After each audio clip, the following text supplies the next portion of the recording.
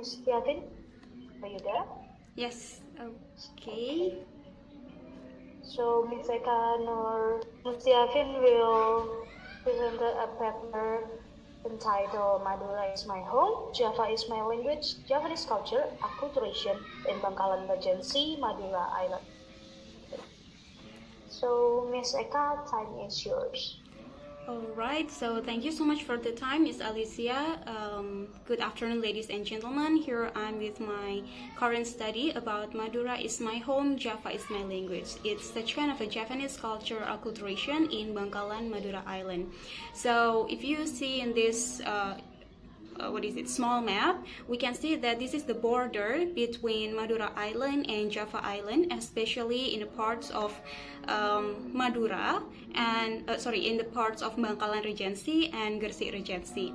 And these three green flags as symbols are kinds of villages that I'm running my study on.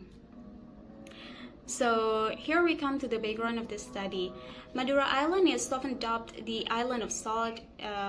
Is an island located very close to Java Island, as we have seen in the previous map, and also in this closer map, you can see how close it is from the Java Island. It has a fairly strong culture and customs, especially in terms of language. Maybe some of you has ever gone to Madura Island and you know how strong they speak the Madura's language. Even if they are in Java, their accent of Madura is still very strong, even though they speak in Bahasa.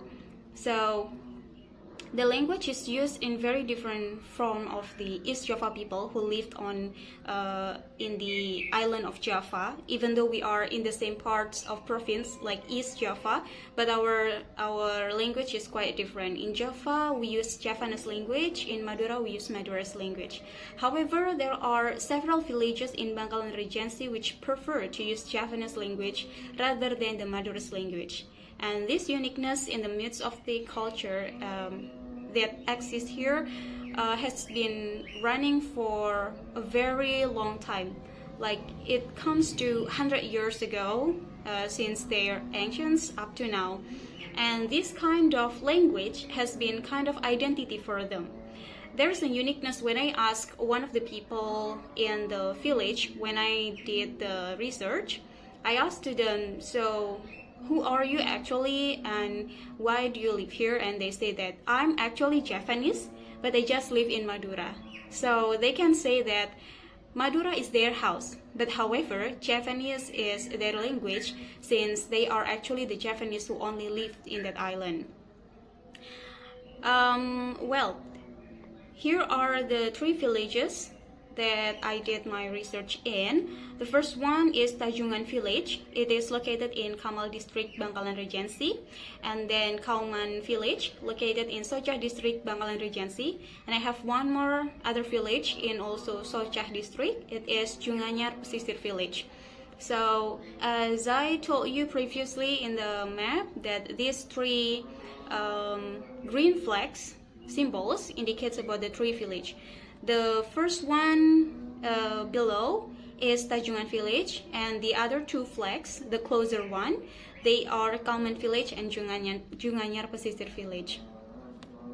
Well, based on the study I did, there are kinds of different version from the tale. Like the children's storytelling from the parents that was done, and also created by Mr. Imran Wahid Haris in his children literature storybook related to Tajungan Village, when there was a man came to this village and saved this village from a danger, and finally he built such kind of a territory in this village from Gresik people, and finally they live there. However, in Tajungan's people version, they say that this kind of Javanese language has been spearheaded by their grandpa and grandmas before, when they were still working as a fisherman before, and they find this land, short place in Bangkalan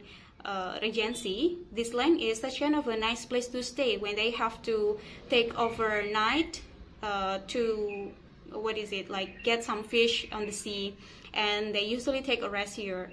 And one day, one man find that this place is a good place to stay because they can get a lot of fish and it's not so far away from Gresik itself. So they prefer to live there, and this kind of community continue up to now to live in this place. So that's why they say that they are Javanese, but they just stay in Madura as their house.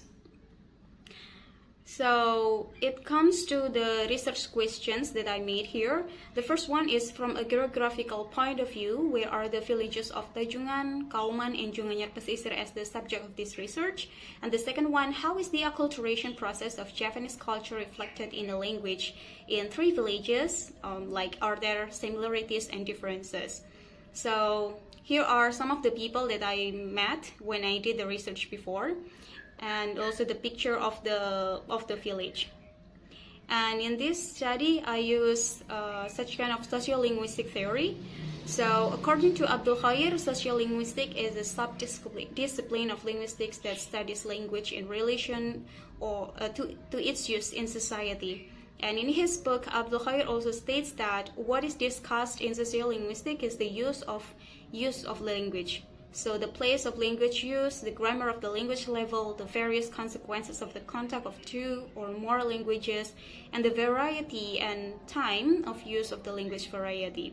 So therefore, the sociolinguistic theory is considered appropriate to be used in this study of the applications of the Javanese language in the Madura region.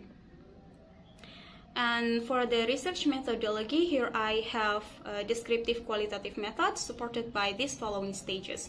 First one is the observation. So I did the observation to these 3 villages and having some interviews with the people in this place. I will show you one of the video if the time enough by the end of the presentation. And third one is taking the results of the description due to my study. And the last one is taking the conclusion. So here we come to the results of the research.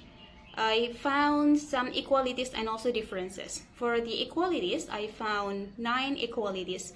First one, these kind of villages located in the same geographic area, that is in the border of Bangkalan Regency and Gresik Regency in Java Island, and then using the active Java language every day, and mostly rough Javanese language used. The use of Javanese language is influenced by the Gresik diction. You can also see in the video later on. And then participate in applying Gresik and Javanese cultures. They have a high mobility to Gresik. So they prefer to go to Gresik in finding the entertainments and then celebrating something rather than in Bangkalan itself, because they thought that they are still Javanese.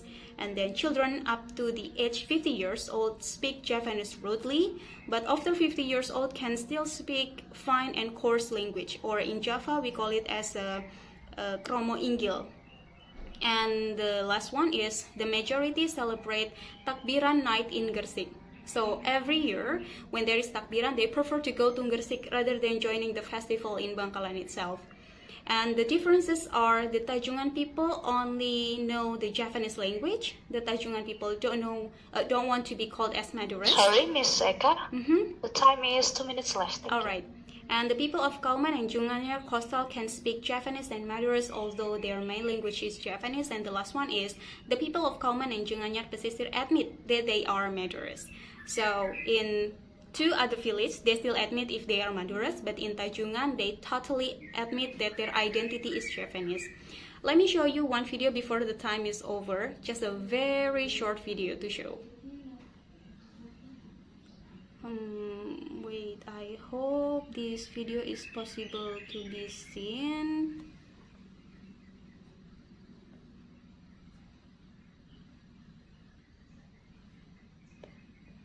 Okay. Wait. Please let me know if you cannot hear the audio.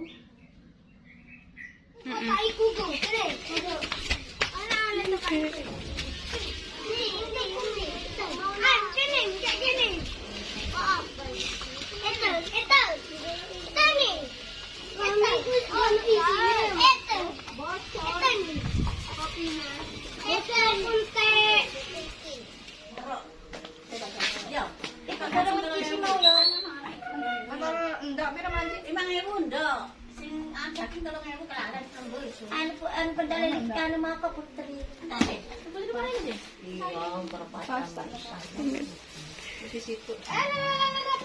Lo ba? At si foto ba? Ako magpupukta ba? So that's such a very short video that I can show to you guys here. The show of how they use Japanese language in their daily activity. Well, so I guess that's all for my presentation. Thank you so much, and I give the time back to Miss Alicia. Okay, thank you very much, Ms. Eka, for the presentation. Okay, Ms. Niputu Cahyani Putri, you may ask the question, please. Okay, thank you so much, Ms. Eka. It's quite interesting for me. So I have a question. So based on your results, you say that there are some villagers that need to be called Maduris, and some of them they don't want to call Maduris, and they prefer to be called Javanese. How could it be happened in that village in Madura? Okay, thank you so much, Miss Putu Cahyani.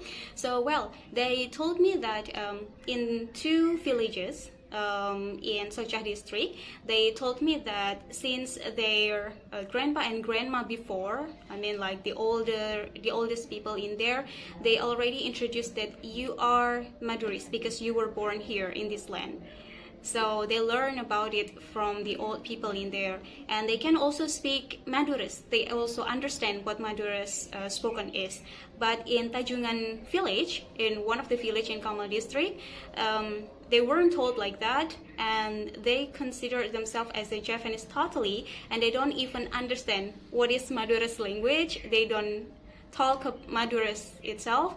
When they go out from the village and met with other Maduris people, they will speak Bahasa because they don't understand the language. Okay, I hope it answered your question, Miss. Okay, thank you very much, Ms. Niputu, for the question. Is there any other question? You may ask. Can I ask something? Okay, so. Okay, Mbak Eka, I agree with Mbak Niputu. Yeah, this is interesting presentation. My question is concerning with the dynamics of these two cultures. Two people with different languages. Do you think that it becomes a problem with their relationship? I mean, do you see this as a potential? There is a potential conflict because of the difference of language, which also spread into different habits and culture, maybe. Thank you.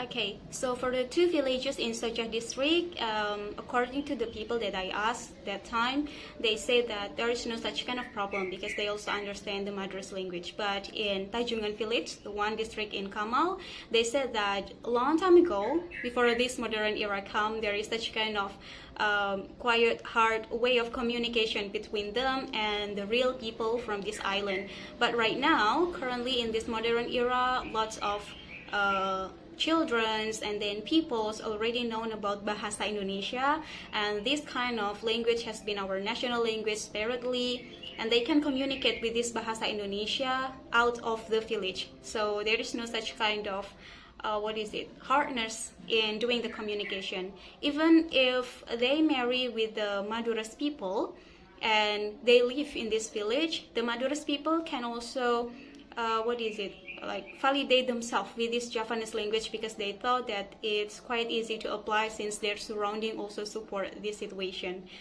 That's it, sir.